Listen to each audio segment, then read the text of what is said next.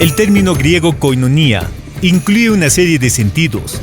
El primero sería el de participación, es decir, tomar parte de algo, tener algo en común o también actuar junto con alguien. Como continuando la tarea de Jesús, pues apareció la nota, la cualidad de la koinonia. Koinonia quiere decir comunidad, comunión, unión en común. Quiere decir que estamos compartiendo todo como Jesús nos enseñó.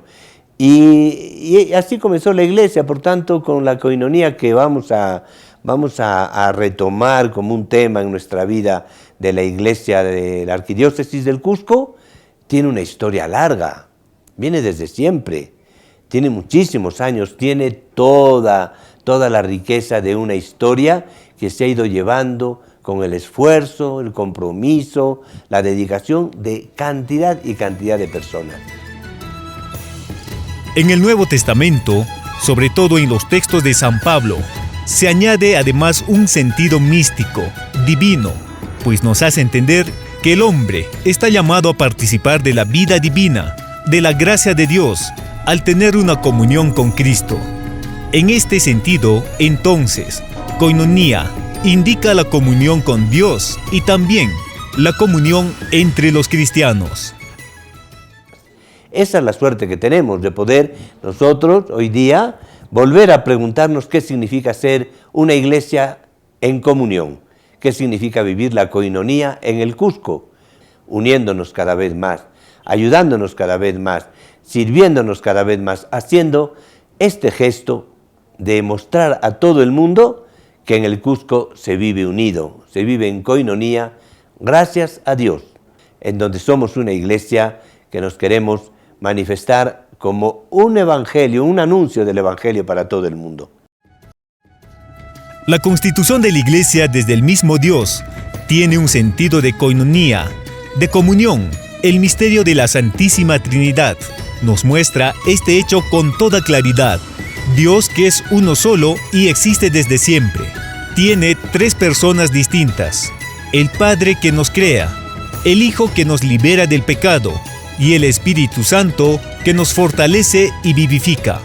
De esta forma, Dios muestra a la humanidad la importancia de la comunión. Bien dijo San Juan Pablo II, Dios no es soledad, sino comunión perfecta.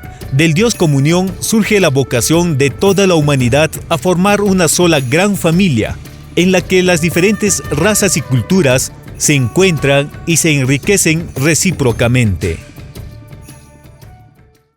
Que en la iglesia lo que anunciamos no son normas, no son costumbres, no son ventajas, lo que anunciamos es el Evangelio de Jesús, y eso es una vida. Entonces, si el Evangelio de Jesús lo hacemos vida, somos un ejemplo, y con nuestro ejemplo podemos lograr que otras personas digan, pues es posible vivir de una manera bonita, de una manera feliz, de una manera alegre y una manera solidaria, que esa es la koinonia, ayudándonos mucho y favoreciéndonos todo lo que podamos. Si Dios es koinonia, es comunión, los cristianos debemos seguir ese ejemplo. Nuestros obispos realizan su labor en total espíritu de comunión. Esta situación se conoce como colegialidad episcopal, es decir, que todos los obispos actúan como un solo cuerpo, aunque su labor pastoral se desarrolla en un territorio concreto. La preocupación del obispo se extiende a toda la iglesia. No se relaciona solo con la porción de la iglesia que se le ha confiado. Se relaciona con la iglesia universal y en comunión plena con el sumo pontífice. Esta colegialidad es una comunión que se inspira en la imagen del cuerpo de Cristo, de la que nos habla San Pablo, cuando se refiere al complemento mutuo que existe entre aquellos que forman parte del cuerpo. Y de la misma forma que Cristo es la cabeza de toda la iglesia, hace falta que en el cuerpo que forman los obispos exista una cabeza que pueda orientar adecuadamente las funciones de las diferentes partes del cuerpo. De esta misma forma, nuestros sacerdotes viven la comunión con nuestro obispo.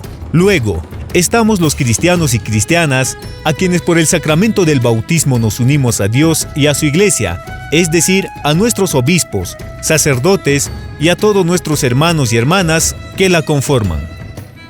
y también para saber cómo acá en el Cusco podemos encontrar los lugares donde vivir la coinonía. Entonces nos tenemos que informar, reflexionar, conversar, dialogar, que no sienta cada uno por su lado, que desde ahora nos preparemos dialogando, poniéndonos en común muchos temas, poniendo en común muchos criterios, para que saquemos adelante un plan pastoral que nos ayude a todos. Conforme nos hace notar nuestro pastor, Monseñor Richard Daniel Alarcón Urrutia, arzobispo del Cusco, el camino que recorramos como iglesia debe de ser como una sola fuerza, buscando vivir una espiritualidad de comunión. Y es que de la misma forma en la que el apóstol Pablo compara a la iglesia como un templo que se va construyendo con piedras vivas, nuestra querida arquidiócesis es ese templo y todos nosotros somos las piedras vivas. Estamos llamados a edificar piedra tras piedra nuestra propia iglesia.